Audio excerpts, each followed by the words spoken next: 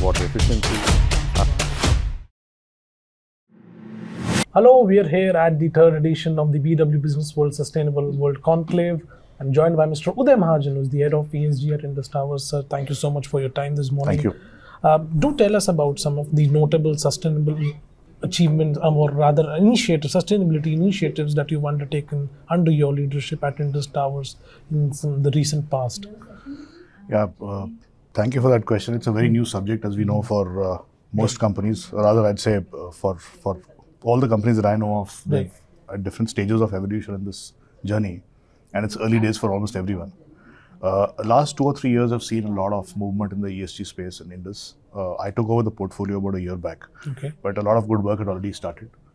As an industry, we are in the telecom infrastructure space, which means we have 185,000 plus sites across the country.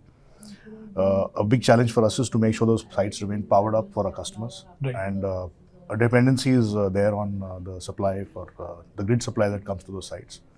When the grid supply is not there, we have to depend on DG sets and battery banks. And we've therefore been successful in launching a lot of diesel reduction drives, because we are very much aware that they're not good for the environment. And as a company, we've been very conscious of making sure that our diesel reduction trends are always pointing south. Despite the fact that there is growth happening, we are trying to make sure that our diesel reduction is kept down to the minimum. So that's one of the larger initiatives that we are definitely focusing on. Besides that, we've got ESG is a very large subject. So it's not only about environment, it's about employee travel cost, it's about partnering with our partners to make sure they are sustainable as well. So we talk about scope 1, 2 and 3 all in the same breath. We've done some baselining in that space. We're also looking at gender diversity. Our sector is such that we don't have the luxury of a large diversity ratio, which we would definitely like to change. So steps in that direction are happening as well. Other things like lube oil recirculation, not recirculation, sorry, lube oil disposal is something we're trying to focus on, because as you can understand, with 185,000 sites, it is not easy to collect lube oil from every single site and dispose it. We've got partners in place to take care of those things. So like that, we're also looking at solar as an option. So trying to partner with the government on making sure green grid is utilized to the best possible extent, and we are doing our bit to support the GHG emissions part from our side.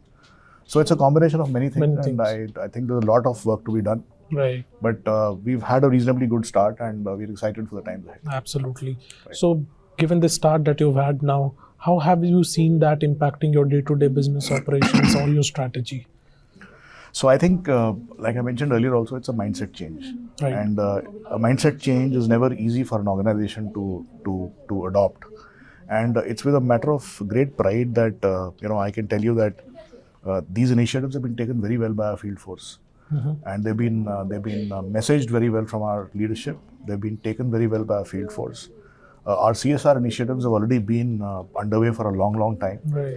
They're providing us a great impetus in terms of relationship building in the rural areas in particular, where partnering with the local people is always something that comes in handy for them as well as for us. So that's gone a long way, and of course we have a lot more to do in that space. Absolutely. So sir, if you can tell about some of the indicators or metrics that you have devised to measure the success of these initiatives. Yeah, so measures are something which is not easy for a thing like this, but we've this year managed to create a scorecard for our company. And we've got some key initiatives, about 35, 40 key projects which are running across the company, for which we've actually made a conscious attempt to either give month-on-month or quarter-on-quarter targets, or at least have some kind of a roadmap-based approach.